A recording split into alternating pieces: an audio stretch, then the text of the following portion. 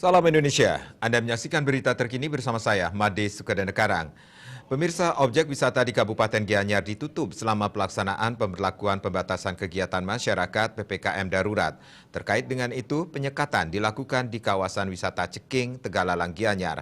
Penyekatan itu berlanjut melibatkan tim gabungan Operasi Justisi Ops Aman Nusa Agung II. Kapolsek Tegalalang AKP Iketut Sudito mengatakan tim gabungan melibatkan TNI, Polri, Satpol PP, dan Dishub Gianyar melaksanakan penyekatan di depan pos sekat Ceking Tegalalang.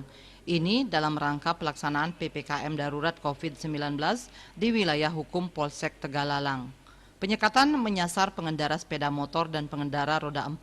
Puluhan pengendara diperiksa karena tidak mematuhi PPKM darurat. Tim gabungan memeriksa 23 pengendara roda 2 dan 18 pengendara roda 4. Sebanyak 15 pengendara mendapatkan teguran secara lisan karena tidak menggunakan masker secara benar. Sebanyak 11 sepeda motor dan 5 roda 4 diputarbalikkan karena melanggar ketentuan PPKM darurat.